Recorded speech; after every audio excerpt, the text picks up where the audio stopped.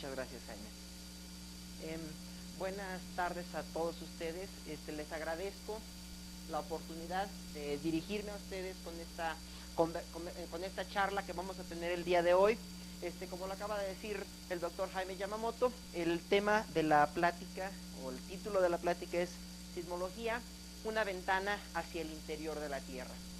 Y lo que quiero yo mostrarles, o lo que quiero yo hacer por medio de esta plática el día de hoy, es como por decir, en la mañana nosotros pues nos levantamos de la cama, queremos ver qué está pasando en el mundo de afuera, vamos y abrimos las cortinas para asomarnos a la ventana.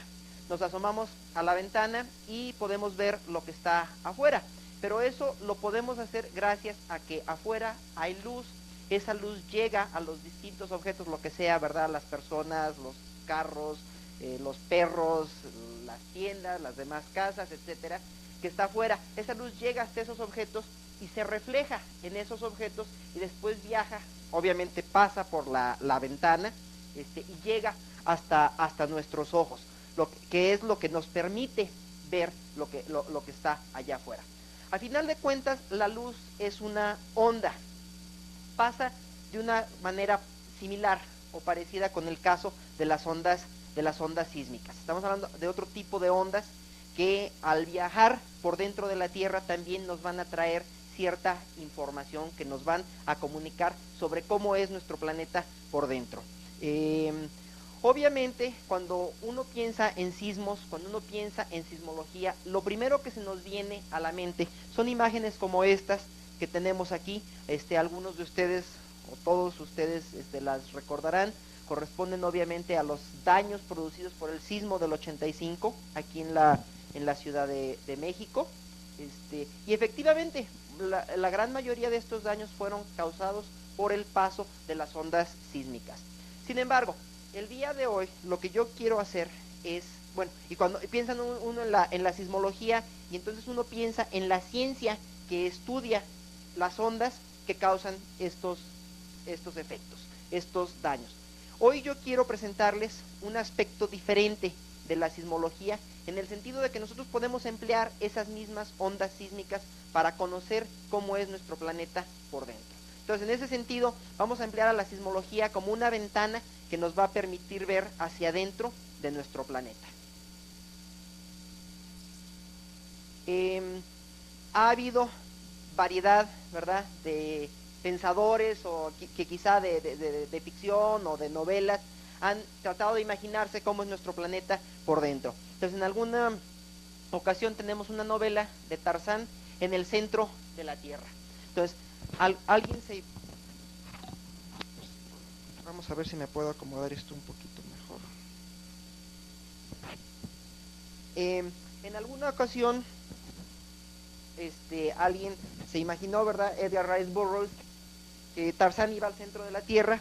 Vemos aquí un pterodáctilo.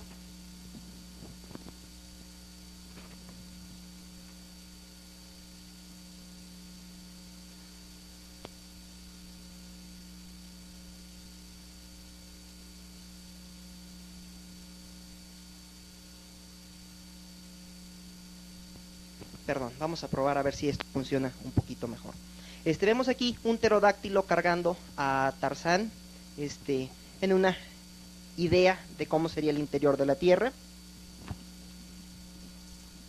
Otra persona que se imaginó cómo sería el interior de la Tierra fue Julio Verne, en su novela Viaje al centro de la Tierra.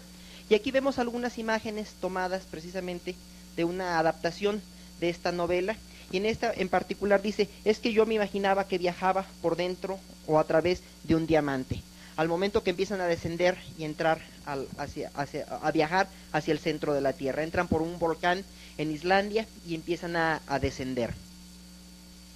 Otra imagen de la misma ilustración, se imaginaba que había un bosque de champiñones gigantes que tenemos aquí, y se imaginaba también que había una serie de reptiles gigantescos, ¿verdad?, tipo dinosaurios, que nadaban en algún mar interior y que en esta escena se están peleando unos con otros. Aquí atrás vemos la balsa en la que viajaban los caracteres de esta novela. Quizá En cierta forma, la imagen que nos presenta la ciencia actualmente es tan fascinante como la que se imaginaron Edgar Rice Burroughs o Julio Verne sobre cómo es el interior de la Tierra. Y lo vamos a ver a continuación. En este caso, en esta imagen, que bueno, obviamente es, pues no es una foto, ¿verdad? Es una representación o un dibujo. Nos estamos imaginando que nos encontramos adentro del núcleo de nuestro planeta, esta parte que está aquí abajo en color naranja claro, en color amarillento, y que estamos volteando a ver hacia arriba, hacia lo que viene a ser el manto de nuestro planeta, la base del manto. Y tenemos aquí una serie de montañas, pero unas montañas que están de cabeza, que están invertidas. Como vamos a ver en un momento, el núcleo de nuestro planeta está hecho de hierro líquido. Entonces, efectivamente aquí se están ilustrando un movimiento, una serie de corrientes de este material hierro líquido que están en el núcleo y que podrían ser como corrientes o como vientos.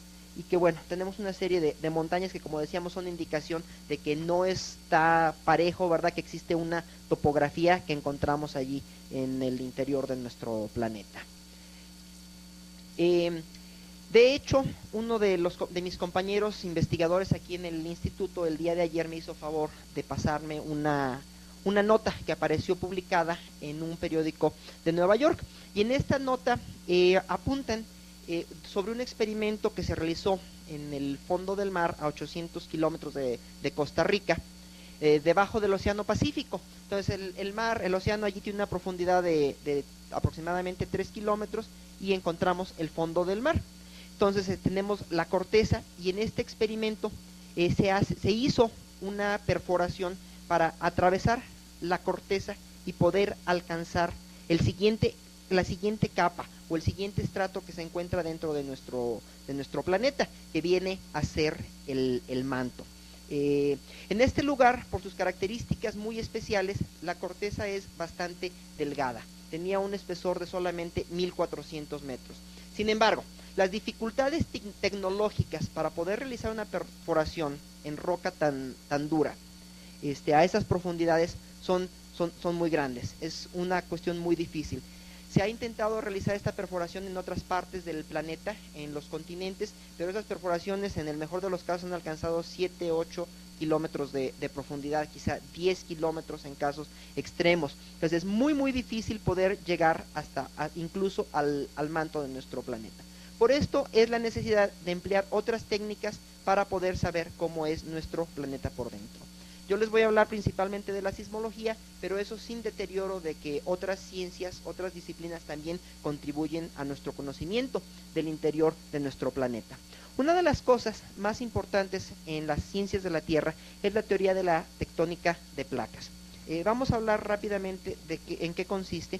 Esencialmente lo que ustedes pueden ver aquí es la sismicidad, los puntos que aparecen aquí, que bueno, se ven a lo mejor como manchones en rojo, nos indican los epicentros de los sismos en un cierto periodo de tiempo a nivel mundial.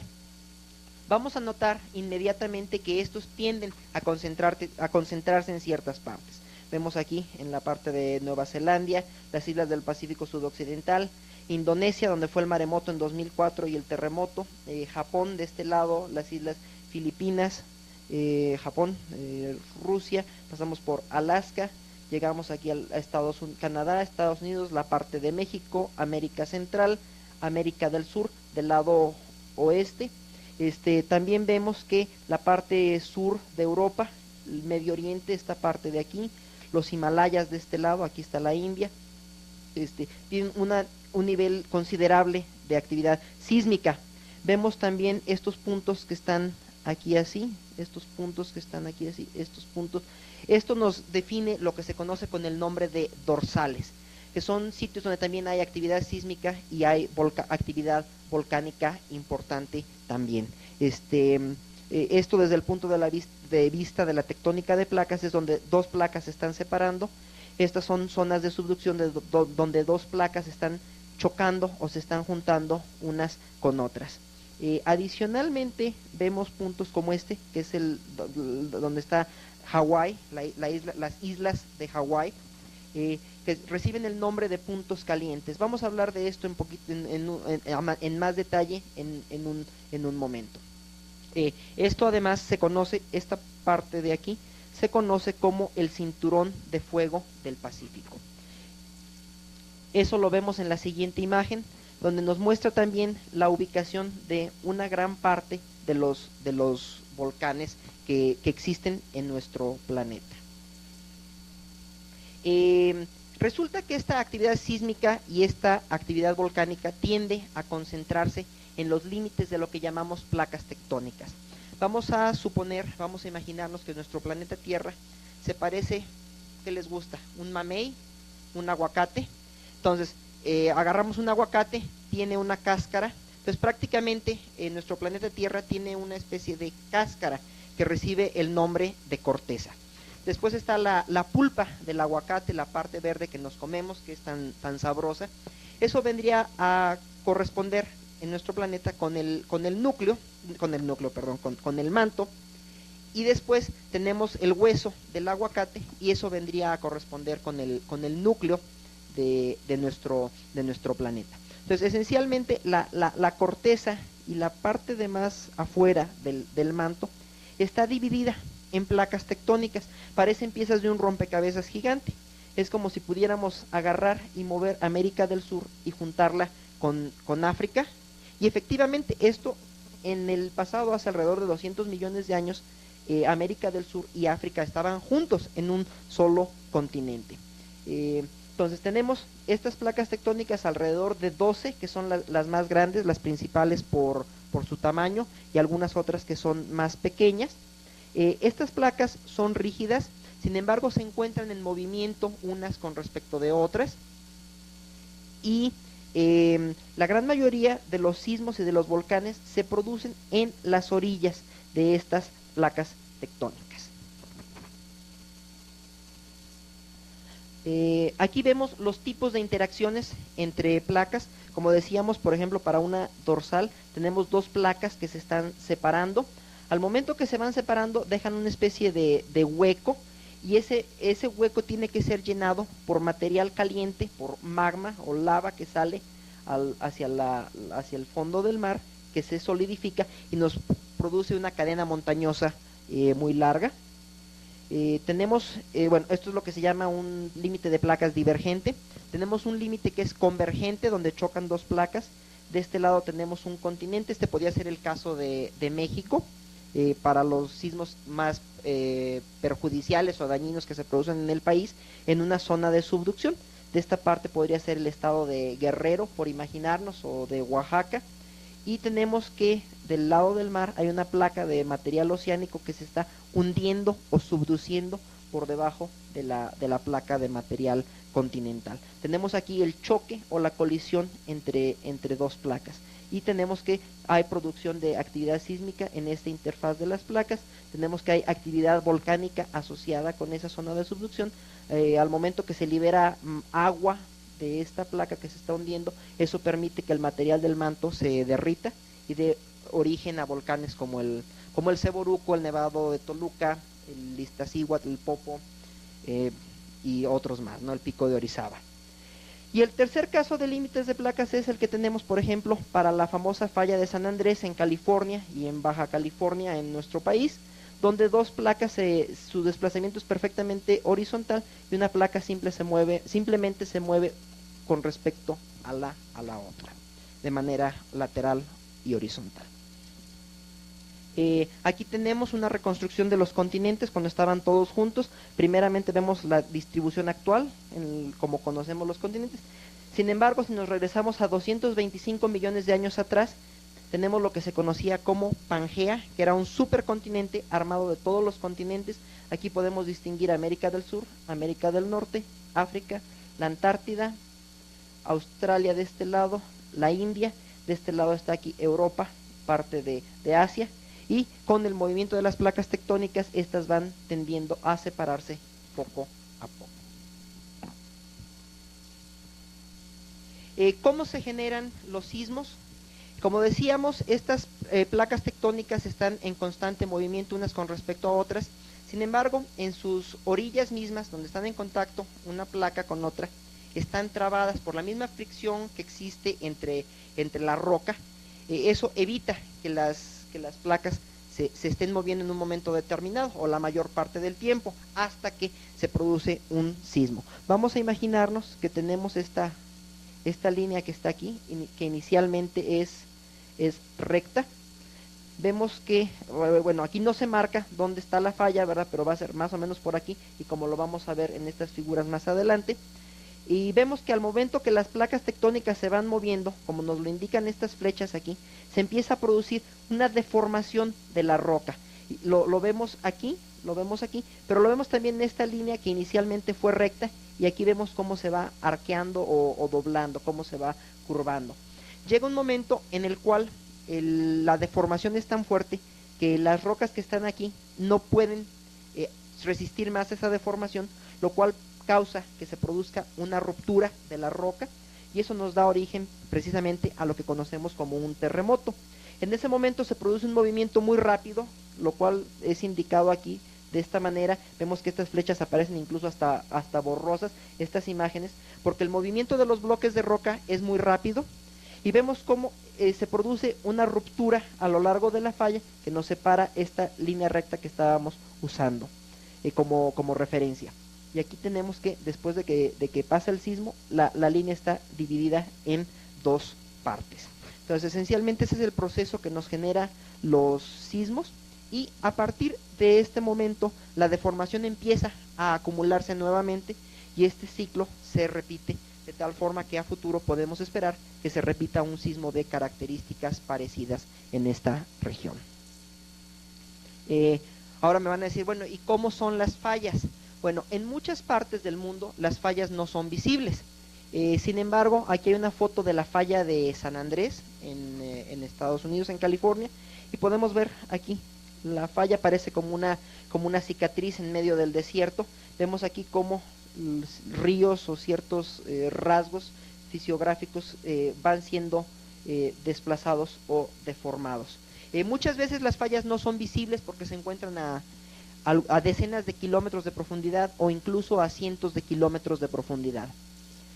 Otra foto que tenemos aquí, esta línea roja nos indica dónde pasa la falla. Antes de que se produjera el sismo, tenemos esta reja que estaba aquí, o esta cerca, y que obviamente pues estaba construida de manera continua.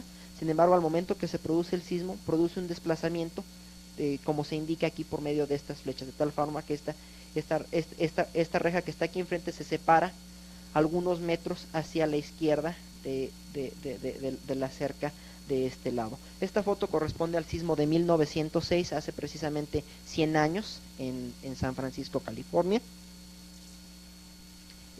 Bueno, cuando se genera un sismo, produce una serie de ondas.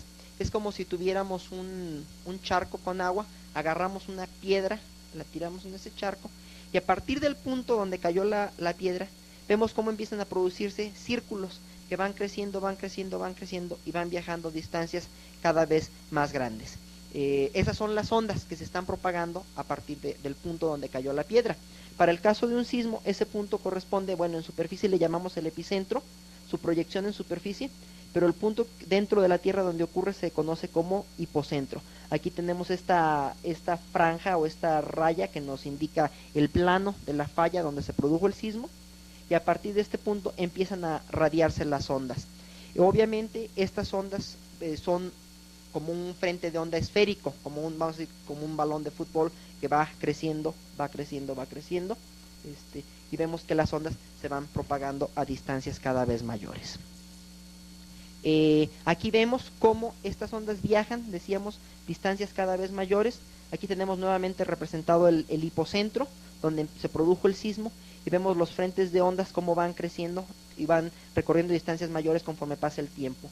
Estos puntos que están aquí nos representan sismómetros que nos permiten registrar la ocurrencia o el paso de las ondas sísmicas, como lo podemos ver aquí representado. Vemos que con el paso del tiempo las ondas alcanzan cada vez distancias mayores. Las ondas sísmicas son de varios tipos, no vamos a entrar mucho en detalle, pero de manera rápida podemos apuntar que existen ondas de cuerpo, que son ondas P y ondas S, que atraviesan el interior de nuestro planeta, pueden pasar por todo el manto, pueden pasar por el núcleo. Tenemos ondas superficiales, que se conocen como ondas Rayleigh y como ondas Love. Estas por sus características únicamente se pueden producir y viajar cerca de la superficie de la Tierra, hasta profundidades de aproximadamente 650 a 700 kilómetros. Entonces, por ejemplo, este tipo de ondas no nos permitirían ver el núcleo de nuestro planeta, ¿verdad? Sin embargo, este tipo de ondas, las superficiales, son las que normalmente causan los daños más graves en las edificaciones, cuando se produce un terremoto importante. Y bueno, para poder registrar estas ondas, en muchos casos los movimientos son muy pequeños, ¿verdad? En el sismo del 85, pues obviamente no fueron tan pequeños, pero en la mayoría de los casos son movimientos, desplazamientos muy pequeños de algunos milímetros o incluso micrómetros, y que necesitamos aparatos para poder registrarlos, que son esencialmente los sismómetros. El sismómetro funciona es como un péndulo o un resorte y que responde, bueno, de hecho tenemos esta armazón, ¿verdad?, que sostendría al péndulo y que está obviamente fijo con el suelo. Entonces, al momento que el suelo empieza a moverse por el paso de la onda, empieza a sacudir el marco que sostiene a este péndulo. Sin embargo, por el efecto de inercia, este péndulo se va a mover, pero va a tener un retraso con respecto al movimiento del suelo y de este marco o de esta armazón que lo está sosteniendo. Entonces, ese retraso en el movimiento es lo que nos va a permitir registrar el paso de las ondas en un sismograma. Obviamente, bueno, esto es una representación que lo pone aquí en papel. En la actualidad, pues esto ya se realiza también con la ayuda de computadoras. Y vemos aquí de manera esquemática el tipo de registros que nos producen los sismos. Vemos las ondas de cuerpo que comentábamos, la onda P, la onda S, y vemos posteriormente la llegada de las ondas superficiales. Normalmente tenemos una componente vertical y dos componentes horizontales que nos registran un sismo. Pero bueno, para darnos un poquito una idea cómo sería un sismograma. Y bueno, aquí vemos nada más rápidamente lo que les comentaba yo, la dorsal. Esto nos muestra las edades del fondo oceánico, el material que les decía yo que se está generando recientemente, pues está aquí en color rojo sobre la mera dorsal, y conforme nos alejamos de la dorsal vemos que el material se vuelve más antiguo, más viejo, indicado por los colores azules. Y aquí vemos efectivamente cómo América del Sur podría embonar con África. Comentábamos el proceso de subducción. Aquí tenemos la placa que se está metiendo, aquí tenemos una dorsal. Todos estos son rasgos que, como comentábamos, son de la tectónica de placas, pero son rasgos que de manera general ocurren muy cerca de la superficie de nuestro planeta. Casi prácticamente podemos considerar que ocurren de manera bidimensional. Lo que nos interesa en este momento es ver en una tercera dimensión, que es hacia adentro de nuestro planeta, en profundidad. Y eso es precisamente hacia donde nos dirigimos a continuación. Aquí está nuestro planeta nuevamente. Aquí tenemos representada precisamente una dorsal. Esta sería la costa de América del Sur, este sería el Océano Pacífico. Tenemos aquí una dorsal, tenemos aquí también una zona de subducción. Vamos a ver con un poquito más de detalle las distintas capas que componen nuestro planeta. Comentábamos ya en el ejemplo del aguacate, tenemos una corteza, que es la parte de más afuera. Después tenemos un manto que está dividido en dos partes principales, una que se conoce como el manto superior, que alcanza profundidades de 670 kilómetros, y a continuación tenemos el manto inferior, que viene a ser esta parte que aparece aquí. Tenemos una región que se llama el interfaz o el lindero entre el manto y el núcleo, que estrictamente hablando es la parte inferior del manto, pero que tiene características suficientemente diferentes como para darle un nombre diferente. Lo vamos a comentar un poquito más adelante. Y después tenemos el núcleo, el cual también se encuentra dividido en dos partes. Una que le llamamos núcleo externo, que viene a ser esta parte que aparece aquí en color amarillo y esta parte aquí en color naranja, y uno que le llamamos el núcleo interno. El núcleo interno, bueno, tanto el núcleo, ¿verdad? Las dos partes del núcleo están hechas de hierro. Sin embargo, el núcleo interno está hecho de hierro sólido, mientras que el núcleo externo está hecho de hierro fundido.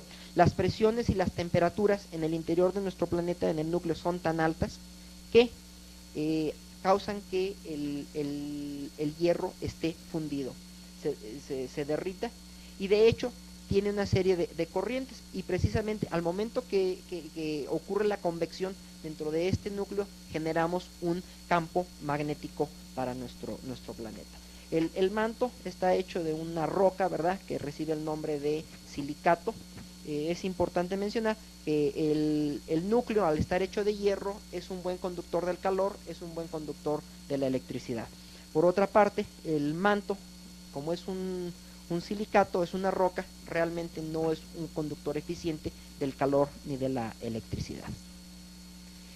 Vemos aquí un poquito más nuestro planeta. Esto nos representa la generación del campo magnético dentro del núcleo externo. Vemos estas líneas en azul que representan las líneas del campo magnético que salen hasta la superficie de nuestro planeta. Vamos a ver también que el manto se encuentra en un proceso que le llamamos de convección. Es como cuando agarramos una cacerola, le ponemos agua, la ponemos en la estufa y la ponemos a hervir. Existe una cierta cantidad de energía, de calor que le estamos proporcionando al agua, y eso causa que el agua se mueva en un proceso de convección. El manto de nuestro planeta sigue ese mismo proceso. Obviamente es un proceso muy lento, y a final de cuentas pues estamos hablando de movimientos de roca que tienden a tardar muchos millones de años. Y bueno, representamos aquí la zona de subducción con material que está entrando de la superficie, se está metiendo al manto. Tenemos las dorsales, donde hay material que proviene del interior del planeta y que sale a la superficie. Tenemos aquí también la representación de un punto caliente, que es material que muy probablemente se origina en la base del manto. La base del manto está a una profundidad de aproximadamente 2.900 kilómetros. El radio de nuestro planeta es de 6.400 kilómetros aproximadamente. Entonces, este material de un punto caliente parece ser que viaja de aproximadamente 2.900 kilómetros desde la base del manto, atraviesa todo el manto, la corteza, hasta que surge en la superficie. Vamos a hablar de distintas disciplinas científicas que nos han permitido conocer el interior de nuestro planeta, no solamente la sismología.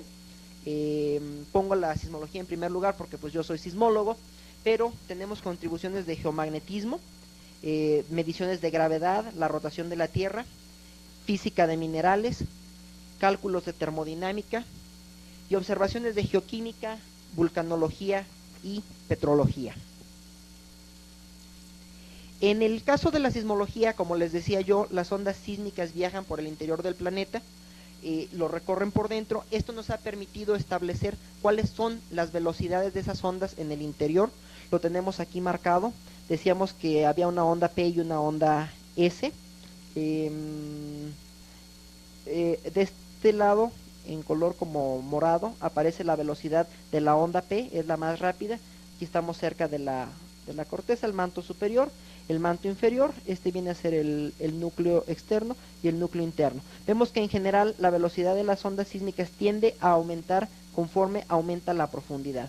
Sin embargo, por el cambio de material al pasar del silicato del manto al hierro del núcleo, vemos que la onda P disminuye su velocidad de aproximadamente 13 kilómetros y medio por segundo a aproximadamente 8 kilómetros por segundo. Y aquí vemos que nuevamente empieza a aumentar. Pasamos al núcleo interno, lo tenemos aquí. Tenemos las ondas S, que viajan con menor velocidad, pero en general también siguen el mismo comportamiento. Conforme aumenta la profundidad, tienden a aumentar. En el núcleo externo no hay ondas S. Como es líquido, por sus características, las ondas S no pueden viajar por el núcleo externo, entonces no hay velocidad de la onda S en el núcleo externo. Sin embargo, nuevamente en el núcleo interno tenemos una cierta velocidad para la onda S. A partir de que nosotros con observaciones de sismología podemos medir estas velocidades, podemos también determinar la densidad, y vemos aquí, y en general vemos que la densidad tiende a aumentar conforme va aumentando la profundidad. ¿Qué hacemos con estos datos? Bueno, tenemos que compararlos con observaciones de otras disciplinas y nos preguntamos, bueno, ¿qué materiales que nosotros conocemos podrían tener las mismas velocidades sísmicas que estas ondas que estamos viendo y las mismas densidades? Aquí tenemos una representación esquemática como un sismo que se produce en el norte de, aquí está la península de Baja California, aquí está México, América Central, América del Sur, la península de Yucatán. Entonces algún sismo que se produjera en Estados Unidos, cómo genera una serie de ondas, atraviesan el planeta, la corteza, el manto. Aquí vemos cómo llegan hasta la base del manto y vemos aquí cómo se vuelven todas, por decir, rugosas o arrugadas. Esencialmente las ondas sísmicas van a ser afectadas por la temperatura del material que está allá adentro, por la composición química del material. ¿Qué afectación va a producir? Bueno, puede ser que ese material, por su temperatura, por su composición, se vuelva más rápido o más lento. Entonces se vuelve más rápido, la onda llega más pronto porque viaja más rápido. Si el material es más lento, la onda se retrasa, está viajando más lento. Vemos también cambios en las formas de la onda, vemos cambios en el contenido de frecuencias de esas ondas. Entonces, a partir de que podemos medir ese tipo de características, podemos hacer inferencias sobre el interior de nuestro planeta. Tenemos aquí distintos mapas de las velocidades que se pueden hacer. Los colores azules nos indican donde las velocidades son rápidas. Los colores blancos nos indican dónde las velocidades son lentas. Obviamente para hacer esto necesitamos tener un modelo de referencia, hacemos mediciones con las ondas sísmicas y podemos verlo. Aquí tenemos la Tierra a distintas profundidades, esto es cerca de la superficie y vamos adentrándonos cada vez a profundidades mayores. Esto es desde la superficie hasta 220 kilómetros de profundidad y esto es hasta la base del manto. Entonces, esencialmente estas imágenes corresponden a las velocidades de las ondas sísmicas en el manto, principalmente, aunque también incluyen la corteza. Aquí tenemos otra representación de las velocidades también, en un corte. Hay otra imagen, se las voy a mostrar más adelante, donde les voy a explicar los distintos rasgos que estamos viendo aquí. Estas son imágenes del campo magnético, del flujo magnético, prácticamente en la superficie externa del núcleo.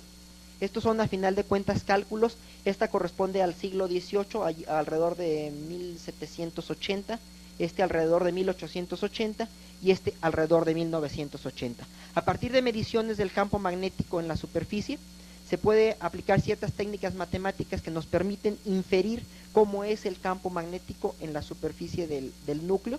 Y vemos aquí, nos indican distintas polaridades, y si las vemos con suficiente detalle vemos que hay pequeñas variaciones, lo cual nos indica que este material del núcleo, que está en convección, que es líquido, se está moviendo, que hay una especie de corriente de ese material que está cambiando en el tiempo. Estas observaciones son del geoide y de la distribución del material, de la gravedad dentro de nuestro planeta. Se realizan a partir de satélites y con esto vemos que efectivamente la masa de nuestro planeta tampoco está distribuida de manera uniforme. Sobre todo las zonas de subducción tienden a tener material un poquito más denso. Estamos aquí viendo las distintas disciplinas que contribuyen a nuestro conocimiento del interior del planeta. Esto nos representa una molécula de un material, de un silicato del que está hecho el manto, que se conoce como perovskita o con estructura de perovskita. El nombre, estrictamente hablando, es el de enstatita. Este es el material más abundante que existe en nuestro planeta. Por las dimensiones del manto inferior, es el material más abundante. Y tenemos que existen experimentos que se hacen de física de minerales donde se toman muestras del material que creemos que está dentro de la Tierra y se sujeta a experimentos a altas presiones. Por ejemplo, tenemos muestras del material del manto, por ejemplo, un mineral que se conoce como olivino o como peridotita, que a veces se utiliza en joyería, es una piedra verde. En ciertas regiones de la Tierra, por sus características, ha habido afloramientos o surgimientos de este material que se puede tomar para hacer experimentos. Esto se conoce como una prensa de yunque de diamante. Tenemos 2 diamantes, realmente son muy pequeñitos, son aproximadamente como del tamaño de una lata de refresco, una lata de cerveza, todo el aparato. Los diamantes son pues realmente pequeñitos. Como ustedes saben, el diamante es uno de los materiales más duros que existen. Tiene además la ventaja de que es transparente, permite el paso de la luz. Y esto es importante, puesto que al momento que... y en esta prensa podemos poner una muestra del material que queremos estudiar aquí y meterla entre estos 2 diamantes y aplicar una presión, apretar un diamante contra el otro para simular las presiones que existen en el interior de nuestro planeta. ¿Cómo simulamos las temperaturas? Las temperaturas las simulamos por medio de un rayo láser.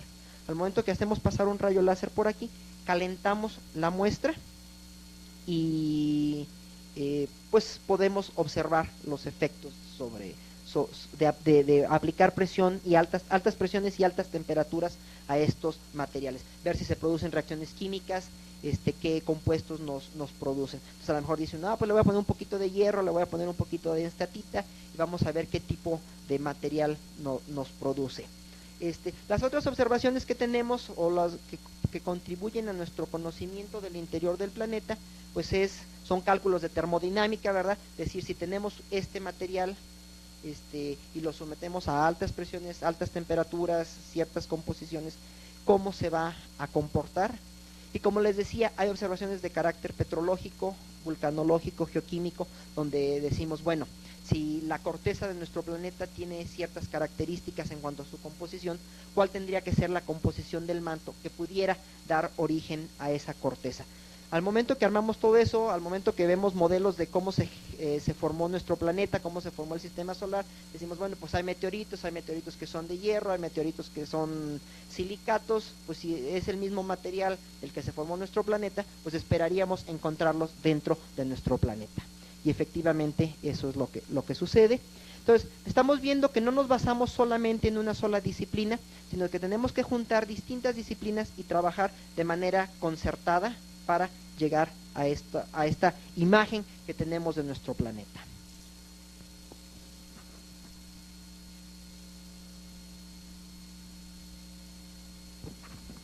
Vamos a hacer rápidamente un viaje al centro de la Tierra. Vamos a ver qué existe. Decíamos que hay una convección tanto del núcleo líquido y una generación del campo magnético, que el contacto entre el manto y el núcleo tiene efectos sobre el campo magnético, que se producen reacciones químicas, las discontinuidades, lo vamos a ver en un momento, qué pasa con la litosfera subducida, la generación de las columnas o los puntos calientes, cómo es realmente la convección del manto y si esto tiene un efecto sobre la vida y el medio ambiente. Esencialmente aquí tenemos otra imagen de nuestro planeta, el núcleo externo, el núcleo interno, esta región del contacto entre el núcleo y el manto que se conoce a veces como Debbie prima, y que bueno, hay partes donde se tiene un espesor muy grande, partes donde está más adelgazado, lo vamos a ver un poquito más a detalle más adelante. Este otro mapa es parecido al que les mostraba hace rato, donde vemos el flujo del material en el núcleo. Estas flechas nos indican dónde va moviéndose más rápidamente, lo que está en azul nos indica dónde el material tiende a hundirse y lo que está en color naranja donde el material tiende a subir. Esto es parecido a lo que les mostraba, las imágenes del siglo XVIII, siglo XIX, siglo XX, mediciones del campo magnético en la superficie nos permiten reconstruir el flujo del material que está en el núcleo adentro. Hay cálculos que se realizan en una computadora que nos permiten modelar el comportamiento del campo magnético dentro del planeta. Y bueno, esas son distintas representaciones de lo mismo, donde bueno, el color azul nos representa una polaridad del campo magnético, norte o sur, y bueno, el color naranja, la polaridad opuesta. Tenemos pues que al momento que el material, el hierro líquido que está en el núcleo externo se mueve por el proceso de convección, va a generar corrientes, corrientes del material y corrientes eléctricas. A su vez esas corrientes eléctricas van a funcionar como un electroimán que va a generar esencialmente el campo magnético que medimos en la superficie. Además, esas corrientes que están dentro del núcleo externo van a ser afectadas por la misma rotación de nuestro planeta. Es como los huracanes, como los ciclones que vemos nosotros en el Océano Pacífico o en el Golfo de México, en el Océano Atlántico, que bueno, si están en el hemisferio norte giran en una dirección, si están en el hemisferio sur giran con dirección contraria. Todo esto afecta la forma en que se genera el campo magnético. Como les decía, esta región del contacto entre el núcleo y el manto pues tiene una interacción entre el silicato y el hierro, lo cual nos produce allí a lo mejor un enriquecimiento en material metálico dentro del manto, en la base, lo cual puede probablemente afectar cómo se conducen estas líneas del campo magnético. Al menos es una idea que se ha propuesto.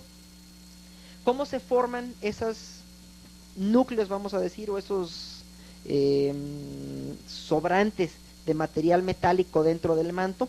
Bueno, como les decía, cuando hacemos experimentos de física de minerales a altas presiones y temperaturas, vemos que el material del manto y del núcleo reacciona químicamente entre sí, lo cual podría dar origen a estas pilas de material aquí, que tengan una composición química que no sea exactamente la del manto, ni exactamente la del núcleo.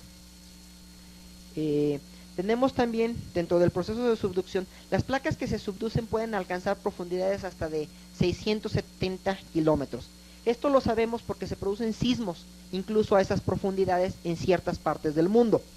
Entonces, aquí tendríamos prácticamente en color rojo el manto inferior.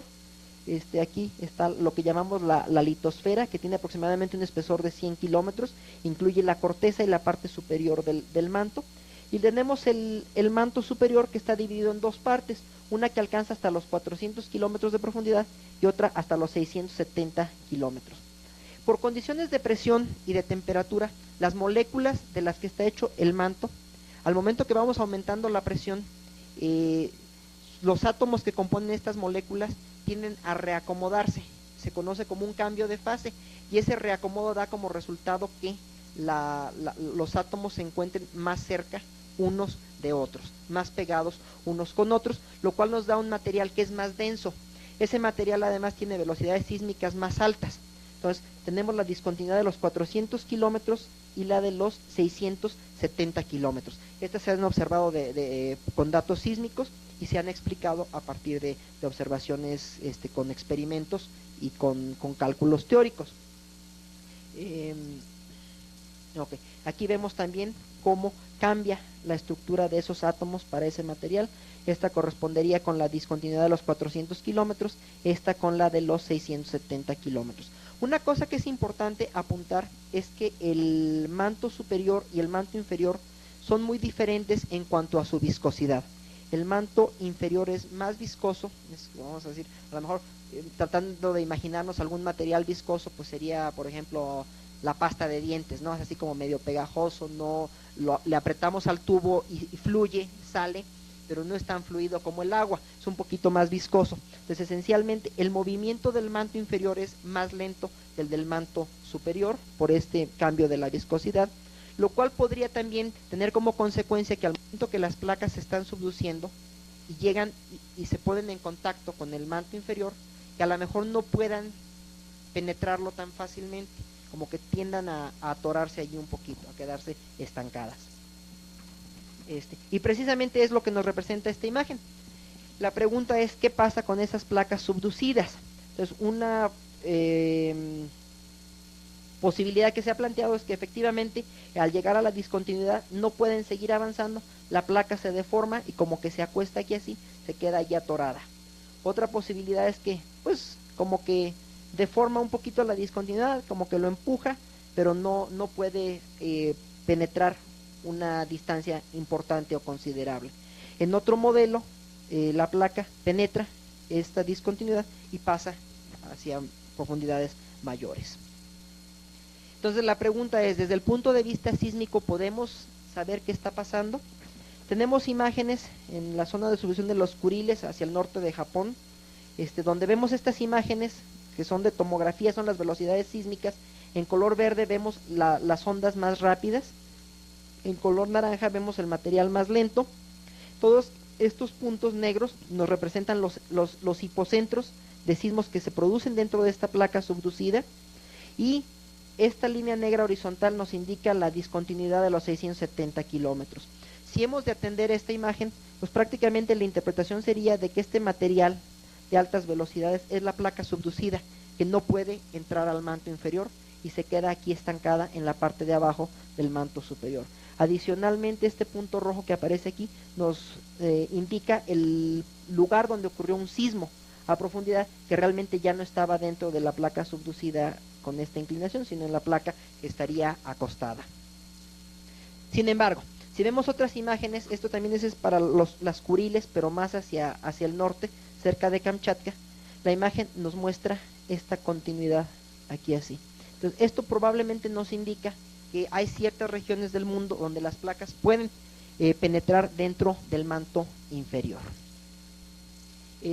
Tenemos aquí todos estos puntos que aparecen aquí, nos indican islas, principalmente islas como Hawái, como Islandia, que son lo que les llamaba yo los puntos calientes, y que sería probablemente donde sale el material de una columna del manto.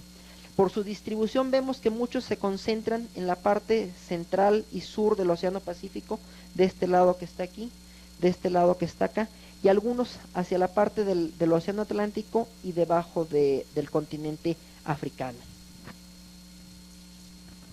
En un modelo de estas columnas del manto, tendríamos que hay una cierta cantidad de calor que está tratando de escaparse del interior del planeta, que proviene del núcleo y que está allí desde que se formó el planeta.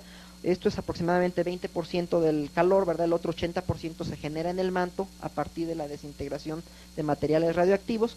Pero bueno, tenemos un cierto flujo de calor del núcleo hacia el manto, y esto sería como un globo aerostático. Al momento que aumentamos la temperatura, el material se vuelve menos denso y tiende a ascender, tiende a subir. Entonces, en este modelo que se propone aquí, el material que vemos salir en volcanes como Hawái tendría su origen en la base del manto, atravesaría todo el manto hasta llegar a la superficie.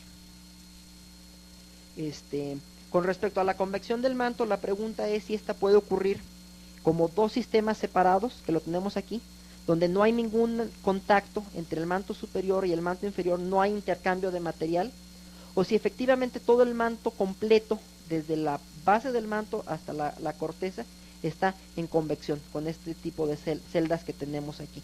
Aquí vemos una sola celda que va desde esta profundidad hasta la superficie. Aquí vemos dos sistemas de celdas, uno para el manto inferior, uno para el manto superior. Probablemente lo que sea más cercano a la realidad es una combinación de los dos. Como veíamos en las imágenes de subducción, a lo mejor dos de ellas, o en algunas de ellas, en ciertas regiones, las placas pueden penetrar y en otras no. Y bueno, llegamos aquí a uno de los mapas de las velocidades. Este es parecido al que les había prometido que les iba a explicar. En colores azules vemos las velocidades sísmicas altas, en este caso es para las ondas P. En color naranja vemos las velocidades sísmicas bajas. Normalmente la interpretación que se hace es que si el material es más caliente, la onda sísmica va a viajar más despacio. Si el material está más frío, la onda sísmica va a viajar más rápido. Esto lo estamos viendo en la base del manto a 2.900 kilómetros de profundidad. Existen muchos modelos tomográficos que se han hecho, este es simplemente uno de ellos. Sin embargo, la mayoría de modelos coinciden en identificar una serie de, vamos a llamarle de continentes o de rasgos, y esencialmente vamos a notar que aquí lo que le llaman la fosa de Pangea, vemos una serie de velocidades altas, corresponde con América del Sur, incluso América Central, México, el sur de los Estados Unidos. Aquí le llaman el Alto de China, donde también tenemos velocidades altas. la fosa de Tetis, de un océano que existió en los tiempos de Pangea. Vemos también esta parte de África donde existen, o debajo de África, donde existen velocidades altas. Y por otra parte, le llaman aquí el grupo de columnas ecuatoriales, que es de velocidades lentas, y lo que le llaman la columna africana. Si ustedes recuerdan, en una imagen que les mostré anteriormente, hay muchas islas, muchos puntos calientes que coinciden geográficamente con esta ubicación que está aquí y con esta ubicación que está aquí de este lado, y que algunas personas han interpretado como posible evidencia de que existe un contacto entre ese material que se está produciendo en la base del manto y que está subiendo hasta la superficie. De manera parecida, se ha postulado que el material que se está subduciendo, a final de cuentas aquí está el cinturón de fuego del Pacífico con todas las zonas de subducción, que ese material que está siendo subducido, que pudiera efectivamente atravesar todo el manto hasta ponerse en contacto con el núcleo. Es una de las ideas que se ha propuesto y que, bueno, en la sismología encuentra cierto apoyo para esa hipótesis. Tal vez no lo pruebe de manera conclusiva, ¿verdad?, pero es evidencia que apunta en esa dirección.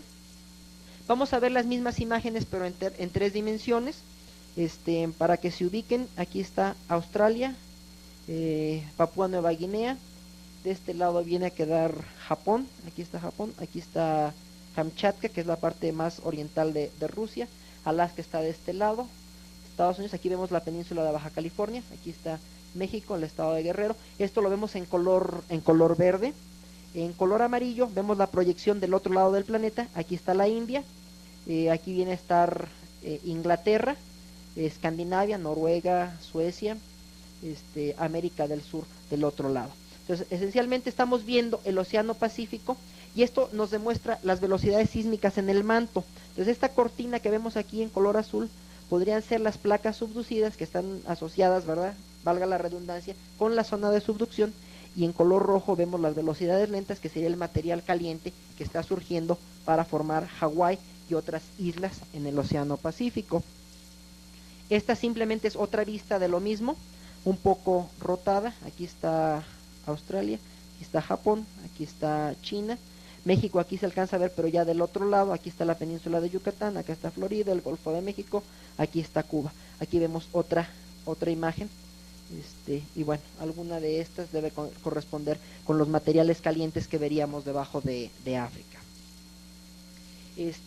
Respecto a esta región de B', que es la base del manto, se ha hablado mucho porque, pues como decíamos, es el contacto con el núcleo.